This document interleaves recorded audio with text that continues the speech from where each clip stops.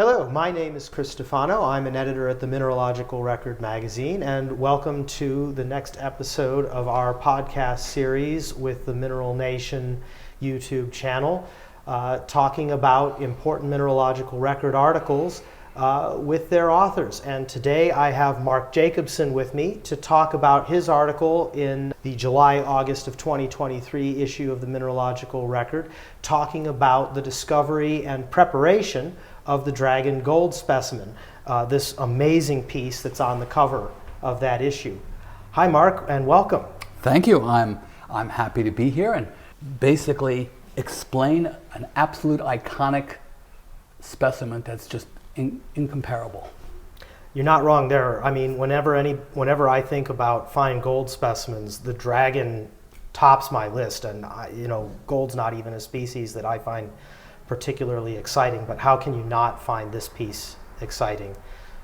So how did you get interested in the Dragon specifically? I mean, you're mostly a Colorado history guy. I'm actually a pegmatite person first. Okay. And that's worldwide. Mm-hmm. And I do histories because it's a gap in the literature. Mm-hmm. But I do the geochemistry, I do the mineralogy, I do the petrography because, by academic training, I am a geochemist, mineralogist, petrographer. Right. So gold, I don't collect gold, mm-hmm. Other than looking at it as a very pretty specimen. Sure. I have no drive to it. So my address to this comes very simple. I'm friends with Brian Lees of the Collector's Edge. Okay, yep. He's been exceptionally good to me. He's an exceptionally nice person. And it's an ongoing relationship that's lasted for decades. Right. And he, in one of our conversations, he said to me, Mark, there's people who really don't understand the discovery and preparation work that went into the Dragon Gold, and that there's rumors that it's faked. Okay, sure. And he said to me, because he knew my background, he knew Right. that I don't do fluff, Mm-hmm. I don't do BS, Right. I do stuff that if you don't believe what I've written, I give you the tools, the information, the citations. So if you don't believe me, you can look it up and come to your own conclusion. So Sure. he asked, would I do an article on the discovery and restoration of the Dragon Gold? And I said to him, gladly. And I laid out to him how I would handle it and how I would do it. And he said, fine. He said, I'm not going to put no constraints. You just do it the way you want to, Mm-hmm. and you deliver it to me, and then we decide what to do with it. And so he gave you free reign, access to his archives and whatnot to be able to Everything. research it. Everything. That must have been fun. It was fun. Now, one of the reasons it's fun is I love doing projects where my basic starting knowledge is nothing. Okay. Because that puts me on a learning curve Mm-hmm. that's steep. And I like steep learning curves because they're not routine. They require a great deal of creative thinking and a great deal of diligence. And one thing I'm good at is diligence. No doubt, no doubt. I have great tenacity. I don't give up. Anyway, what Brian said to me is, yes, you have full access to all our archives, Mm-hmm. and I said to him, I want to talk to every person who is involved in the discovery Mm-hmm. and the restoration. Sure. And he said, yes, and he gave me all the names of the people who helped in the discovery. He gave me the names, and access Contact information, yep. to the two key people who did basically the specimen preparation and observers to that process. Excellent. So Excellent. I interviewed every last one of them, Mm-hmm. and I have a process to make sure that I are kept honest Mm-hmm. and that I get it right. Sure. So I interview them all. I write it down in the interview. That is, I take notes on the interview. I then write up the entire interview and I send it to each of the people. And I said, is this what you told me, and is it correct? Yep. They then tell me, no, you got this wrong, you got that wrong. Oh, I forgot, I left this out. Uh-huh. So they get fixed. Mm-hmm. Then I do background research and literature research and put it together and write a first draft, and then every person gets a copy of the first draft, and they said, okay, here's what the story looks like. Now, what did I leave out? What did I get wrong? What do you want to add? What do you want to take out? And and all the interviews are done separately, Right. so that nobody can alter their story based on concepts of somebody else. Sure, sure. And I do all that so that the final copy has had the approval of every person. Everybody gets mentioned, everybody gets acknowledged. And I imagine for a story like this, a lot of that, you know, it's fairly modern history, not much is written down, so you probably mostly built the story from interviewing the people who were involved at that point. Yes. And I also made sure that I knew as much as possible about things that they would talk about. So if they talk about how, oh, this was a greenstone, so I have to read the background information of what rocks are they talking about. Right. So I have to read all the literature about the mine that I can find. Right. I have to make sure every timeline, everything makes sense. I look at all the photographs I can. Yes. I ask all the questions to make sure I'm not missing anything. And now here's the key part, because the preparation and of shall we say specimens that are supposed to display well had to create 10 years ago, 20 years ago, a terminology for what you call. Right. Because especially with this specimen, a lot of what they were doing was fairly new. Yes. So what's a repair? What's a restoration? Right. What's a fabrication? Which is no. We don't fabricate. Yes, that's where we move into the realm of fakery. Right. And so, but the idea is these words have to have definitions. Right. And I have to give the definitions in the article, and then I have to look at anybody who's written about this sort of technology and make sure I incorporate that. Plus, I talked to two of the leading people who pioneered specimen preparation, not repair, but preparation. Right. And so I had to talk to them. But the beauty is that because I talked to a lot more people, one of these people has a great range of people that they touched on, and they unsolicited. I have people come to me and says, "Oh yeah, this guy, he's an expert on it. He pioneered how to use a microabrasion tool to bring out the crystals that are already there." Right. So I've got validation from other people in the same field, right, who recognize this guy is an expert. This person figured XYZ out, and he taught me how to do this. Okay, yeah. It's a great deal of vindicating, or basically making sure I get my facts right. And that the amount of work, this is the beauty of it, the amount of work I have to do is this much. Yeah. But the amount that shows up in the article is this. Yeah, that's always how it winds up being the tip of the iceberg usually. Yes, and my wife has a great comment.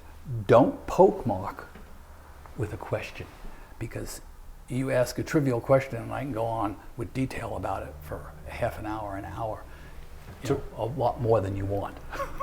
Which I'm doing right now too. Well, no, I mean, but that's kind of the point, right? So, I mean, in order to write something this in depth, your knowledge has to be even deeper, because if all you know is what you've written, then what you've written has a hollowness to it, because you're just trying to get it all down on paper, and to make it understandable to everyone else, you have to have deeper knowledge than what you're passing along. And this is something that took me a while to appreciate. Doing an article where my knowledge base is almost nothing means that when I write it up, I know to explain things that an expert in the field takes for granted and doesn't explain. So it means that my explanations are a lot fuller, because I didn't know this to start with. Right. That makes sense. And this article does that. Okay, yeah. I mean, I've always been a fan of your work, but this was one of the first ones that I worked with as an editor, And I was just so pleased to see it, and it was just such a pleasure to work with, and compared to a lot of our submissions, so much easier to edit, because you'd already done a lot of that work ahead of time, and so that it made it just a breeze and a pleasure to work with, and very educational for me as well, because I knew nothing about the story. So thank you for that. It was an education for me, and we have gotten so many compliments on the article. The dragon never made it to the cover of the Mineralogical Record back when it was found, so it's pretty exciting to see it on the cover now. And we've gotten so many compliments about it. It's becoming one of our more popular issues already, and it's still pretty new.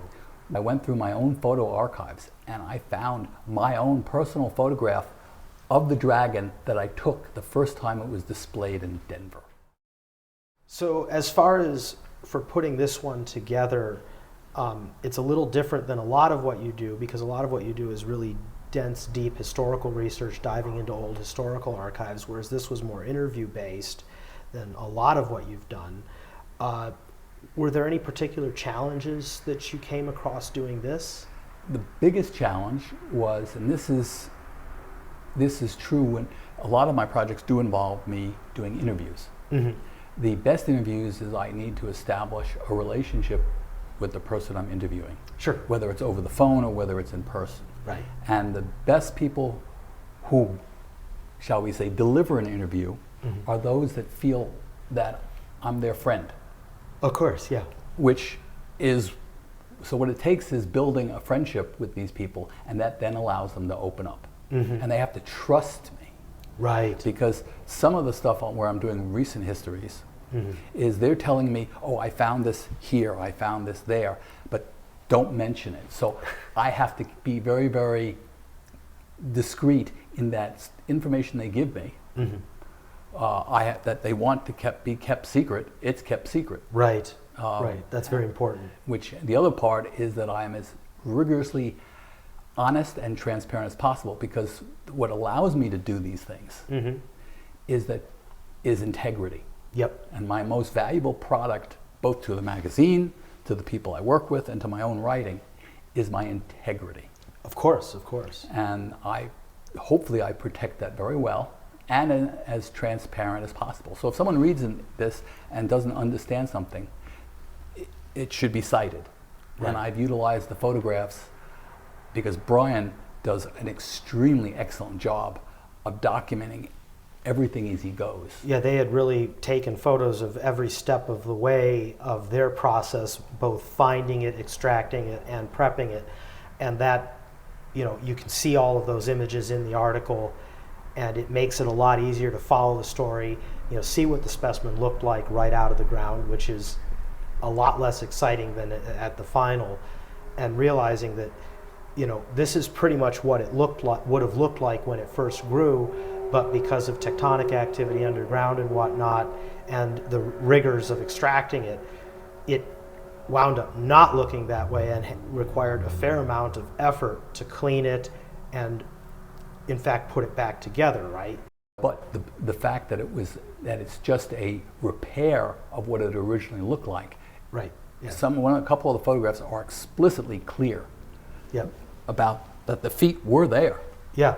And they were originally attached. In those positions, right. Yes, but you can see it in the matrix, and it's outlined in there, so that it's very clear, and pictures of the people, and you can see the specimen was glued to a plywood board right, prior to transporting. So no, it's as crystal clear as I could possibly make it. Yes, yes. And Brian saw the article. Oh, and this is after each of the individual people I talked to. Right. And the challenges, by the way, was making the connection with the people and building the trust. Sure. That they were willing to tell me the things you needed to know. Yes, and without me leading them, because the other Right. thing in the interview process is all I want to do is I want to poke them verbally and get them to just run the story as they go. So I'm not directing these interviews. I'm Right. trying to get them started and then just stand back and collect all the information and enthusiasm that they can generate. Right. Because a directed interview, I'm going to miss something. Yep. Because the people may want to, quote, please me. Right. But if all I'm doing is just poking them, saying, tell me your story, Yep. then I'm going to hear their story, Right. not what I want to hear. Right. Yeah. So- Keep the questions broad and all of that And sort of vague. thing. Yep. See what happens. Yes, exactly. And this is something that was written in some earlier historical research I read. Mm-hmm. And this was the interviewer saying that the best information that you can get from an informant, meaning someone who's giving information, is knowing when to shut up and listen to something where they're answering a question you didn't ask. Right. So unsolicited information, you just stop and you just listen. Right. And that is the way I try to do things, so that if they go off on a tangent, they want to go off on a tangent, I'm listening. Yeah, for sure. Because I never know what they're going to tell me and what's going to be key and what's not. Right. Anyway, Excellent. and I'm doing the same thing again to myself. No, that's good though. That's kind of the whole point of us being here, is to talk about this process. So I may have some other thoughts, but while I'm getting there, would you have any advice for someone who's aspiring to write for the Mineralogical Record? Well, I'm going to give you my pitch. Okay. Okay. First of all, I believe that the Mineralogical Record needs more and more authors. There are not enough mineralogical, mining, geology, mineral authors out there. Mm-hmm. And that it's a great opportunity. If you like learning, it's a great opportunity, because all the magazines need authors.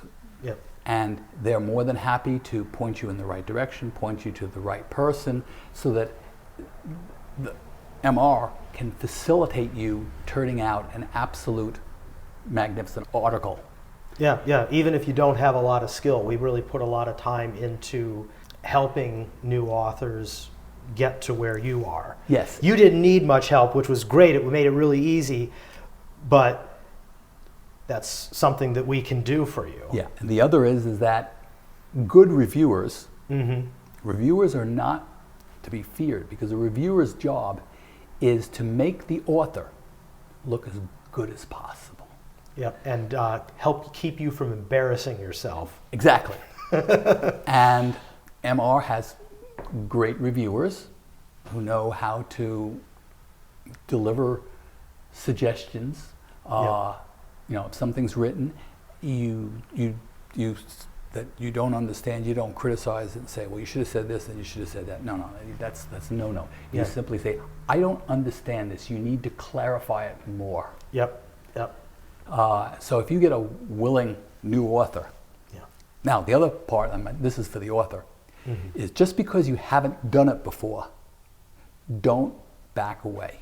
Doesn't matter whether you have a degree, if you have an interest to do it and you have the willingness to stick with it, persevere, and learn, and want to, do it. And you will be successful. Yes, you will be. And in fact, you will be successful that when you're done, you look at the final article and you go, no, I couldn't have written this. This isn't me. Well, it is you now. Yep.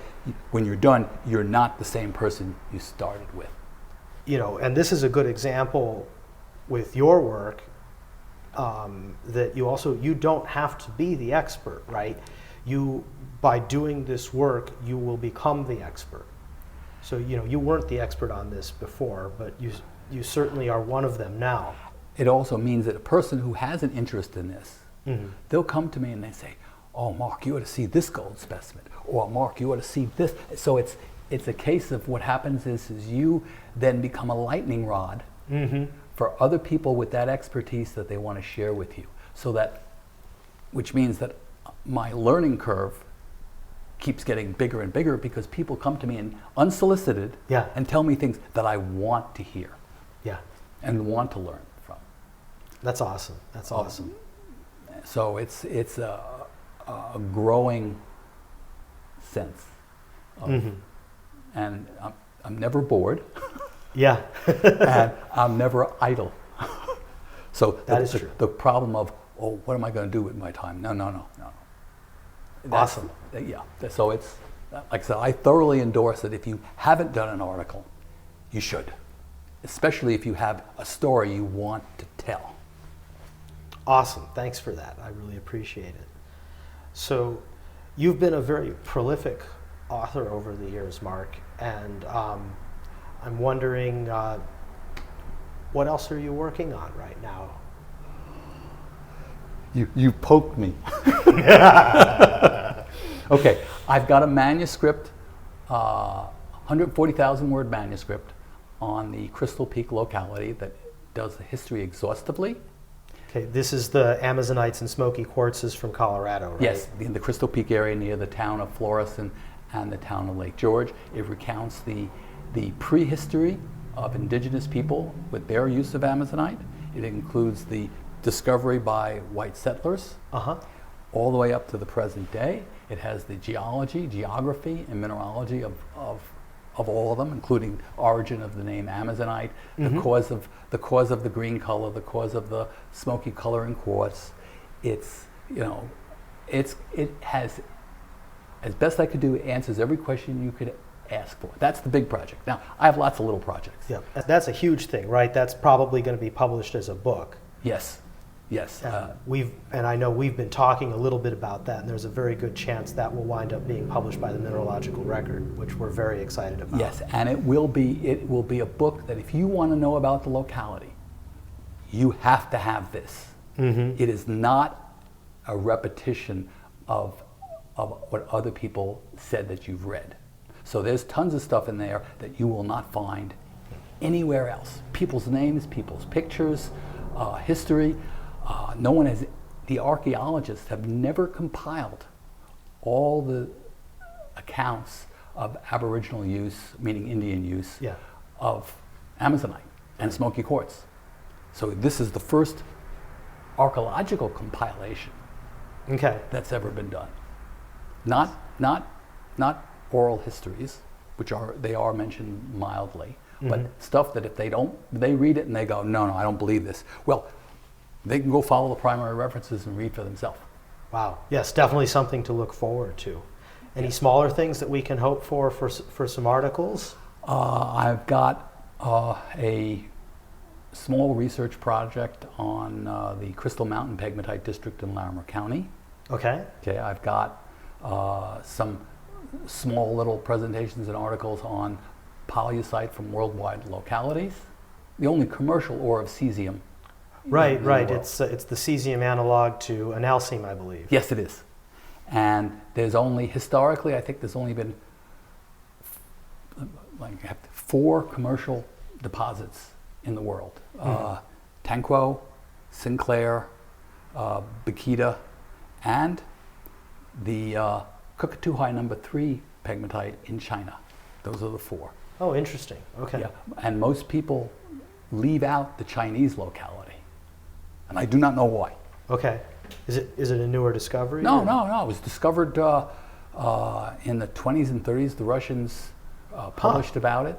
They mined it until the change in power and the Chinese took over, and the Chinese continued mining it. Okay. It's actually a tourist site now. Oh, interesting. Yeah. They've off and on they'll have, tourists to fly out there and go to the deposit. There's pictures of the site with the sign of it, so it's not a secret about it. And anyway, that's another little project. And I'm also, there's a few other little shorter history projects, mining history projects I'm working on. Okay, cool. Well, I'm excited. I mean, like I said, I've always been a big fan of your work. You're one of the few historians in the community I know that's more excited about it than me. Well, the one thing which you might have seen is, Maynard Bixby, who did the first 3 volumes of Minerals of Utah. Okay, there wasn't much written about him, and there was no pictures of him. Okay. So I did some due diligence and found a picture of him. Oh wow, well done. Which got published in a Mineral News article. Okay. It's a short article. Right. But so that there's loads of information out there that you just have to spend some time looking for. Sure. Well, thanks so much for taking the time to talk with me, Mark. Yeah, it's just been an absolute pleasure, and thanks for coming out.